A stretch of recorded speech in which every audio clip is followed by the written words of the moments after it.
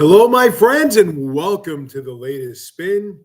I'm Mike Spinner, Student Athlete World USA, coming at you on another happy, but boy, is it cold Thursday, at least here in Connecticut. Hope everyone had a great Thanksgiving, and I guess the holiday season is upon us. It's the time of year when, at least where I live, you cannot turn on the radio without having to listen to Christmas music. And I'm not going to interject an opinion as whether or not that's a good thing or a bad thing. It's a thing, it is what it is. And I hope everyone is getting ready for a joyous and happy holiday season. And there is no better gift to give this time of year than the gift of international travel. So what are you doing watching this video, people? Go and fill out your applications and register for our tours and make that the greatest Christmas present that you're ever going to be able to give to somebody. We are steamrolling ahead with interviews and applications and deposits. We're announcing new travelers every day. It is truly the most wonderful time of year to work for us. And we just hope you're going to join us as we get closer and closer to 2026, which means even closer to our travel season. And I'm hopefully getting closer to know where I'm going to go this summer. I actually have no idea right now, but have some thoughts in mind. But we just have to see how our tours come and develop. But the thing I want to talk about tonight is who are our coaches. And we certainly are not yet in a position to announce who our coaches are. That comes in the spring. But here's what I'm going to say. I've been getting more questions this year about recruiting and about kind of long-term exposure based on our tours. And I want to make one thing clear is we don't just hand out coaching positions to the first X number of people who are available to coach with us. A couple years ago, Tim put me kind of in the role to oversee the coaches, and I feel like I've done a pretty good job identifying the right candidates. And my ideal coach and the coaches who really focus on fall into two categories. One, college coaches, and we have a bunch of them in all of our sports. The other, the type of high school or AAU coach or both, who knows everybody, who is able to say to you, hey, you're looking at that school. When we get back, you've done such a great job. Give me a call, send me a text, and I'll make a call for you. I'll help you out. And that happens a lot on our tours. So, I certainly understand the question about recruiting simply because for most of our sports, our tours take place during your summer travel season when, you're looking to get recruited. So the question becomes almost naturally because you're in that recruiting mindset in June and July. So it almost translates to our tours. And I can give you countless examples of athletes of ours who have been recruited strictly as a result of our tours because of who our coaches are. And, as you may know, my sports lacrosse, we had a women's lacrosse player this summer get a Division I scholarship from one of our lacrosse coaches who got a Division I coaching position at the end of the summer. And because of their experience together on our tour, she specifically was recruited to this Division I school, and she'll be attending there next fall. It was awesome. That type of thing happens with us. But the networking part of it, I cannot emphasize enough, is a really big factor for me when I select a coach. So it's like, hey, you want to coach on a tour. What can you do for our kids when the tour is over? We're looking to play their sport in college, and it happens quite a bit. So ultimately, when it comes to college recruiting, there's a lot of factors that go into college recruiting, okay? Will you get recruited only because you went on this tour? If you do a great job, yes. But, I'll be honest with you. When you go to your summer showcases, no matter what the sport, you got to show your stuff then. When you go to your prospect camps, when you go to your ID camps, you have to show your stuff then. So you can be a great player on our tour, then go to a prospect camp 2 weeks after you get home and not play well, and that coach is not going to give you the attention that you're hoping for. But that's common sense, right? when you play in front of the coach that you're looking to play for, you need to be at your best. You need to be better than everybody else. That's the nature of the beast, whether it's a summer showcase, a prospect camp, etc. But I'm a firm believer that going to a situation where you're representing your country in competition, you're literally wearing a USA jersey in competition, and you're playing against international competition, no matter what the sport is, when that college coach is saying, why you and not the 10,000 other kids who contacted them from your class or plays your position, you saying that you had this opportunity is a big feather in your cap that a lot of other kids won't have. So will we help you get recruited? The answer is yes. Are we a showcase company? The answer is no. But if you're playing travel sports, you're part of a showcase company already. What you're going to get from us is that coach who can make a call to say, I was with this kid for a couple of weeks in Europe or Costa Rica or Argentina. That kid is great. You want that kid. You'd be silly not to get him. And if you're the right kind of kid on our tour, you will have a coach who will do that for you. So when it comes to recruiting, I see this experience as being only a major positive for you, a huge help for you, and something you should look forward to. And just know you will have a coach who we expect is going to be a resource for you when you get home. So if you're thinking about going on a tour with us and you're wondering about the recruiting element, just know it's a big positive for us. And now what in the world? What in the World this week is brought to you by Nuremberg. Not the city in Germany, but the movie. Now, I'm going to start off by saying this. I believe the best movie ever made is Cinderella Man. All right, it's a boxing movie. It's a not too old of a movie, but the setting was the Great Depression era about a boxer. All right. Russell Crowe was the star of that movie. And in my opinion, that's the best movie ever made. I've seen it a number of times. I still get the goosebumps during the climax at the end. And I love the movie. I just think it's just the best movie ever made. Nuremberg, the movie. My goodness, what a great movie. And it just so happens that Russell Crowe is the star. You don't recognize him. It takes a little while to realize that's Russell Crowe. Like 100 pounds heavier, but it is Russell Crowe.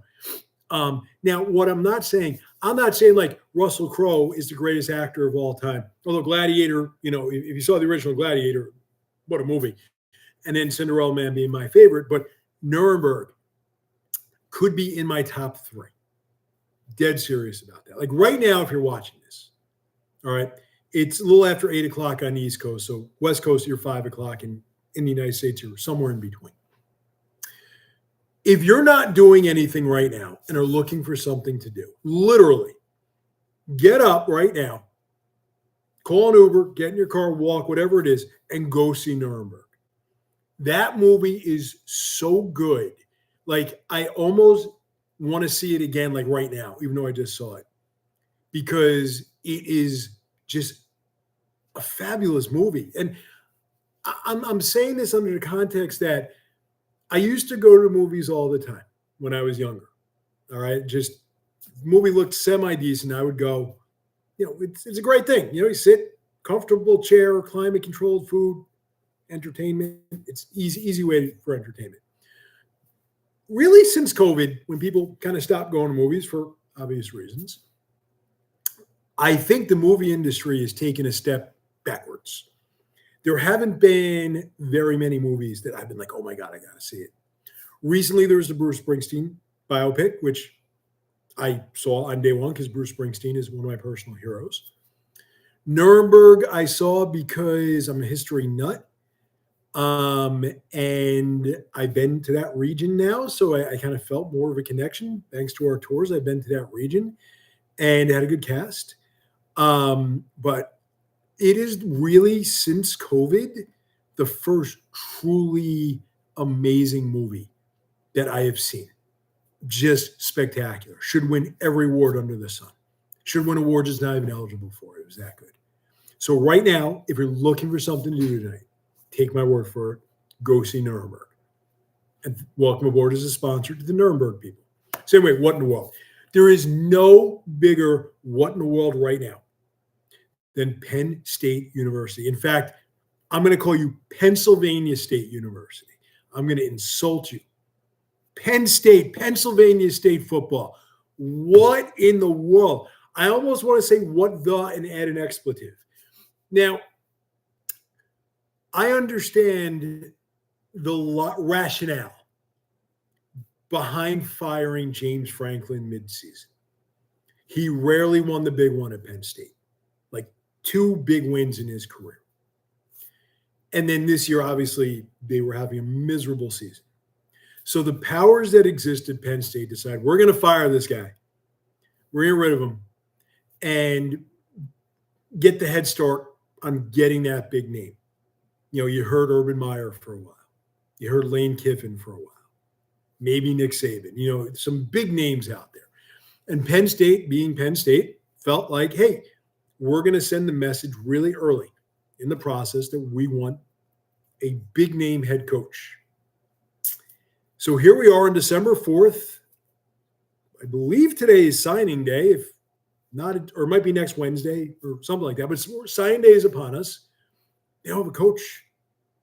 All right. And they have literally swung and missed on every candidate out there that you could even imagine they would go after. No Lane Kiffin, he went to LSU. Urban Meyer, still retired. All right, Nick Saban, still retired. All right. There's not many big, Marcus Freeman at Notre Dame. Now that, who knows, maybe he ends up at Penn State. I don't know. Have not spoken to him recently. But there's rumor he's going to the NFL, like potentially he's the Giants head coach, which I'm not quite sure how I feel about that one, but that's not what we're talking about. We're talking about Pennsylvania State. But they have swung and missed so badly that right now they have the second worst rated recruiting class in the country among Division I schools. That's a fact. Look at any recruiting ranking. Pennsylvania State, second to last. Now, I understand there's transfer portal. If they get the right coach, okay, they can become transfer U and be a top 5 team in the country next year. Totally get it. So at this, where we are in this phase of college sports, not having a recruiting class at all is not the be all and end all because of transfer portal. Totally get it.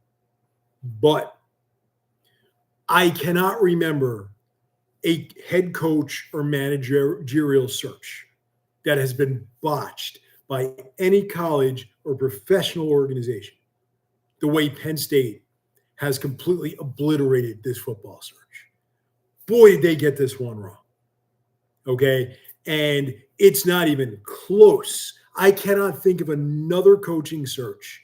There was that one guy at Notre Dame, probably going back 20 years ago. I forgot his name. I should have looked this up. I just thought of it now. Who they hired as their head coach. And it turns out he lied about having a master's degree. And they caught him. And so they fired him like less than a week later. I wish I could remember his name. But my point is that was handled better than this. Because Notre Dame at that moment did not have the ability to vet, the academic integrity of this candidate. All right. Penn State was like, we're going to thump our chest because we're Penn State and make the first big move in the coaching carousel and fire a guy who won a lot of games, just not the biggest ones, and bring in Urban Meyer or Lane Kiffin or whatever. And they have nobody. And it's just such a bad optic for Pennsylvania State. And here's the deal. Here's where I'm going to land this plane. And maybe this is controversial. Maybe it is. Maybe you all agree with me. It's up to you. When did Penn State become big time again? When did that happen? Did I miss the memo? Yes, they were the number 2 ranked team in the country entering the season. So in that respect, they are a major program. But right now, think about it. Why would someone choose Penn State over Ohio State? All right, if Ohio State is the best team in the country. What is so great about Penn State these days? Yes, Happy Valley is a cool place to be, especially for a night game on the whiteout nights. The atmosphere, tremendous. I get it. They put lots of resources into their athletic department. Right? I get it. Right now, their men's hockey team is must-see TV. But what's so great about them that you don't see at LSU, who made a big splash, that you don't see at Indiana, who has really found their way, that you don't see at Ole Miss, who's having a great season, and by many accounts, this coaching change for Ole Miss may end up being a good thing. Just read what's going on at Ole Miss. They're not crying that Lane Kiffin left.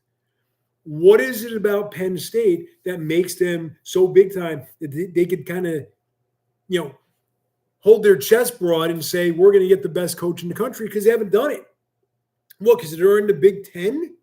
Who cares? Wisconsin's in the Big Ten. Doesn't make the Big Ten any good. They'll let anybody in, right, Tim? All right. But I think my bottom line is this: how soon we forget.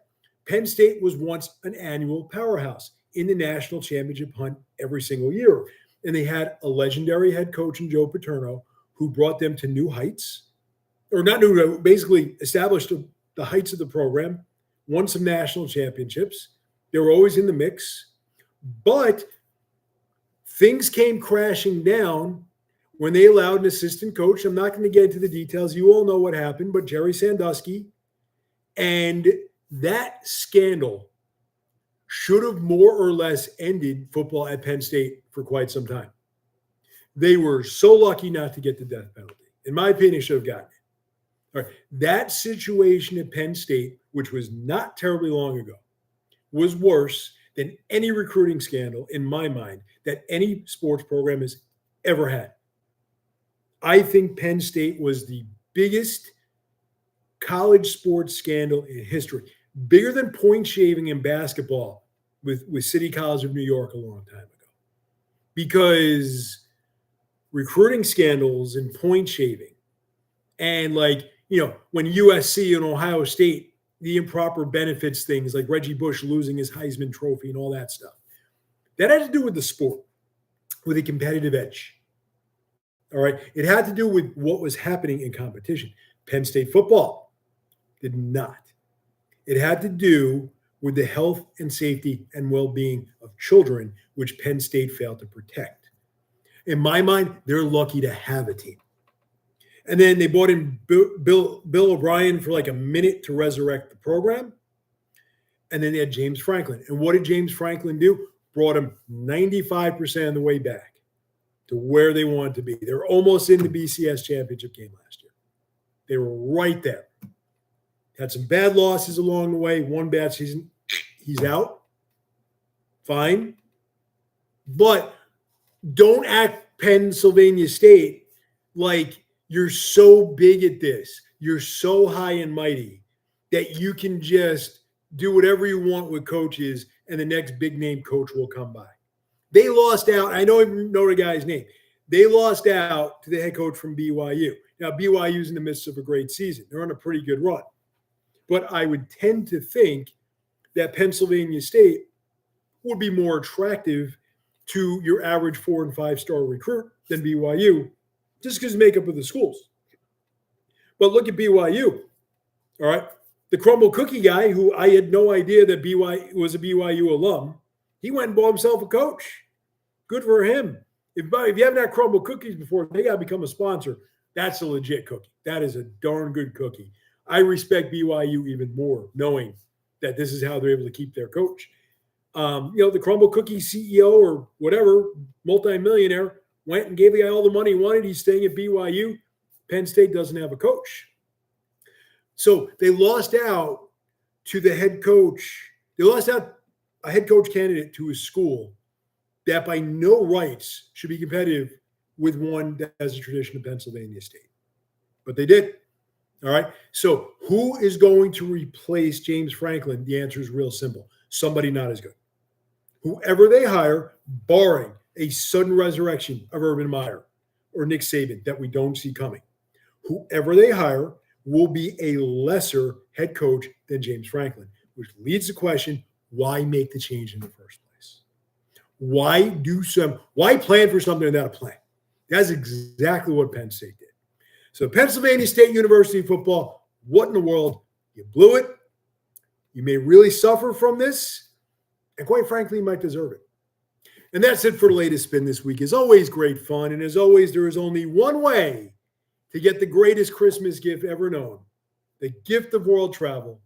Compete internationally while representing your country. Go to studentathleteworld.com, complete your application, interview with me, and pack your bags. See everyone next week. Hope you have a great week, everybody.